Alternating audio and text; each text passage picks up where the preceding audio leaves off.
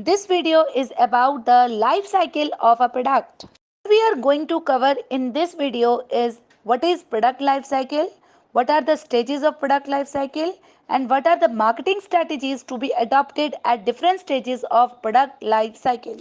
What is a product life cycle? Just as human beings have to pass through different stages during their life, product is also to pass through different stages over a period of time, which is known as the product life cycle. From birth till death, human being को different different stages से go through होना पड़ता है life में. इसी तरह से ही product को भी from birth till death product को भी डिफरेंट डिफरेंट स्टेजेस से पास होना पड़ता है. तो क्या प्रोडक्ट का भी बर्थ और डेथ होता है? यस.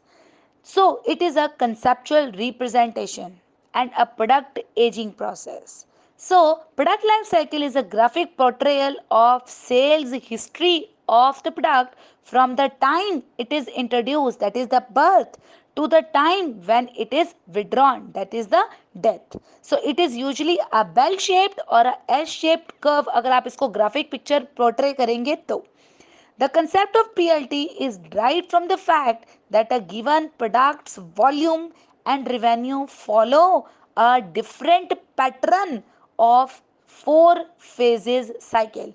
प्रोडक्ट की सेल्स वॉल्यूम और रिवेन्यू एक डिफरेंट डिफरेंट पैटर्न से होकर गुजरती है, जिसको हमने प्रोडक्ट लाइफ साइकिल में डिस्कस करना है. These are the stages of product life cycle. First is the introduction stage, second is the growth stage, third is the maturity and fourth is the decline stage. अभी मैंने आपको पीछे definition में बताया कि product has to go through different different life stages, जो कि आप देखेंगे fluctuations in the sale and profit over a period of time, जिसको हमने प्रोडक्ट लाइफ साइकिल की स्टेजेस का नाम दिया है. First stage is the introduction stage. Here a new product is introduced to the market. नया प्रोडक्ट हुआ, this is the birth of the product. Market में एक नया प्रोडक्ट आया है. यहाँ पर क्योंकि प्रोडक्ट नया है, अभी इंफॉर्मेशन नहीं है बहुत ज़्यादा, the sales are low and creeping. The cost is very high per customer. The profit margins are low, or you can say negative. Our market objective is just product awareness. Here the product line is also narrow, or we introduce a basic product. The prices are cost plus profits. Distribution process is our selective distribution, and advertising is just to build the product awareness. What marketing strategies we need to adopt in the stage 1? We can adopt one of the four marketing strategies shown here. First is the rapid skimming. Rapid skimming means launching of new product at a high price and a high promotional level. ये rapid skimming कब होगा? जब हमारा product बिल्कुल नया होगा and our potential market is totally unaware of these products. Next is slow skimming. Slow skimming means here we launch a new product at a high price and low promotion. Next is rapid penetration. Rapid penetration means launching the product at a low price and spending heavily on promotion. Price हमने कम रखा और we promote the product.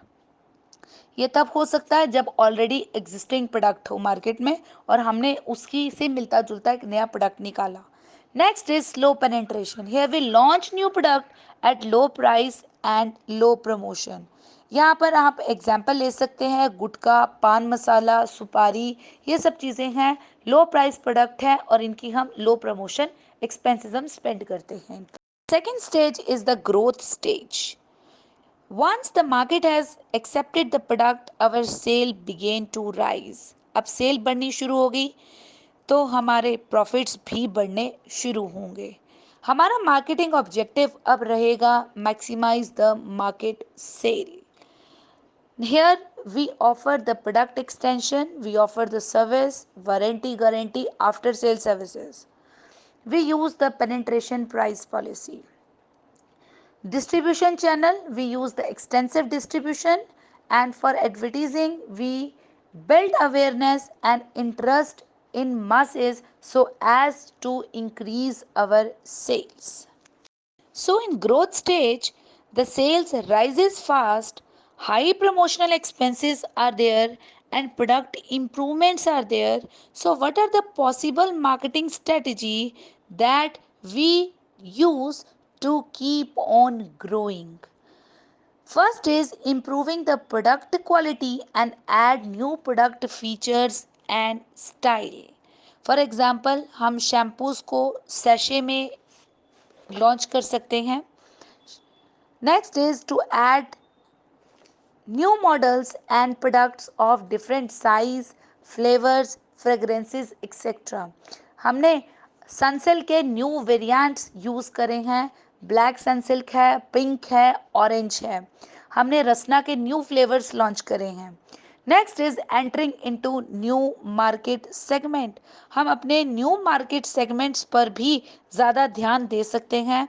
हम ज़रूरी नहीं है एक ही market segment पर काम करें. We entered into various different market segments also. Next is increasing in distribution coverage and use of new channels. Supply chain management का यहाँ पर रोल रहेगा. हम अपने डिस्ट्रीब्यूशन नेटवर्क को इंक्रीज कर सकते हैं. फॉर एग्जाम्पल हम यहाँ पर ऑनलाइन पब्लिसिटी कर सकते हैं, अपने प्रोडक्ट को ऑनलाइन अवेलेबिलिटी कर सकते हैं प्रोडक्ट की, सो दैट हमारा प्रोडक्ट जो है वो हर घर पे पहुँच सके. Shift from product awareness advertisement strategy to product preference advertisement strategy. पहले हमने अवेयरनेस पर काम किया, अब हम प्रेफरेंस पर काम करेंगे. आप कोई और चीज़ मत लें. अगर आप ये प्रोडक्ट लेना चाह रहे हैं तो हमारे ही ब्रांड का प्रोडक्ट लें. Next is lower the prices to attract the next layer of price sensitive buyers. अगर हमारा हाई प्राइस प्रोडक्ट है तो आप उसमें कुछ कट ऑफ दे सकते हैं, कोई एक दो छोटे मोटे ऑफर दे सकते हैं, ताकि हम जो अपर बायर के साथ साथ लोअर और मिडल लेवल ऑफ बायर जो है वो इनको भी अट्रैक्ट कर सकें. The third stage is the maturity stage. Now the market becomes saturated. The household demand is satisfied. Distribution channels are full. पूरा मार्केट फ्लड हो रहा है हमारे प्रोडक्ट से. दिस इज़ द स्टेज जहाँ पर हम मैक्सिमाइज करते हैं प्रॉफिट. हर एक मैन्युफैक्चरर, हर एक प्रोड्यूसर, हर एक कंपनी चाहती है to remain at maturity stage, जितना ज़्यादा वो रह सके, क्योंकि इसके बाद डिक्लाइन है. So the characteristic of maturity stages are the sales are at peak, cost is low per customer, profit is high, marketing objective is to maximize the profit, product is diversified brand and new models are there, price will match or beat the competitors, advertisement are we made stress on brand preferences, then we use more intensive distribution channels. Marketing strategies adopted in stage 3 are market modifications. We convert the non-users into users. How we can convert the non-users into users? For example, airlines, airfare जो है वो काफ़ी महंगे हैं.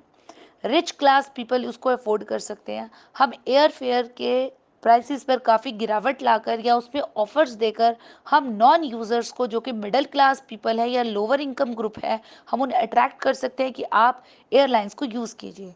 Next is entering new market segments. For example, Dove जो है वो Hindustan Unilever limited का एक ब्रांड है.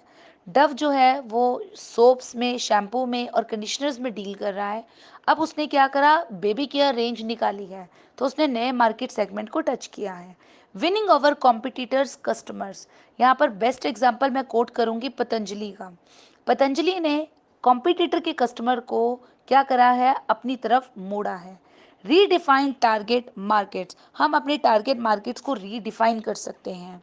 ठीक, आपने पहले अपने प्रोडक्ट्स को जो लॉन्च करा था उसमें आपने कॉस्मेटिक प्रोडक्ट्स लॉन्च किए थे.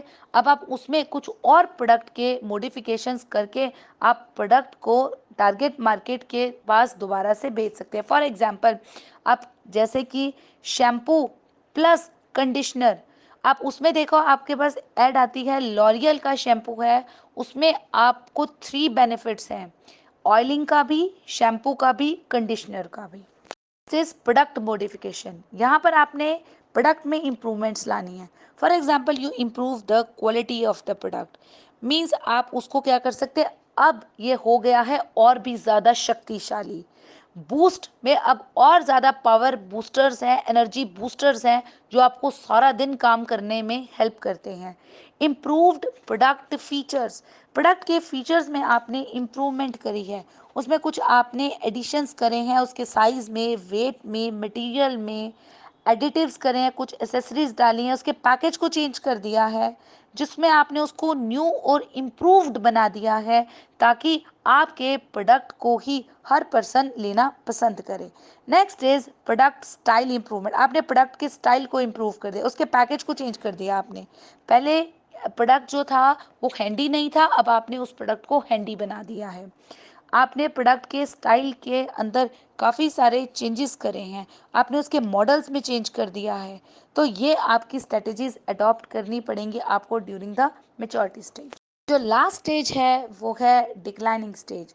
सूनर और लेटर हर एक प्रोडक्ट को डिक्लाइनिंग की तरफ आना ही पड़ता है, क्योंकि कस्टमर के टेस्ट प्रेफरेंसेस चेंज हो जाते हैं, नए नए कॉम्पिटिटर मार्केट में ऐड हो जाते हैं, नए नए प्रोडक्ट कॉम्पिटिटर लॉन्च करते हैं।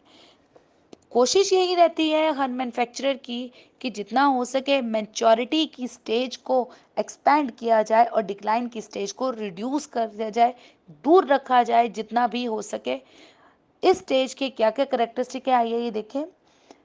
First is declining sales, low cost per customer, profits are falling.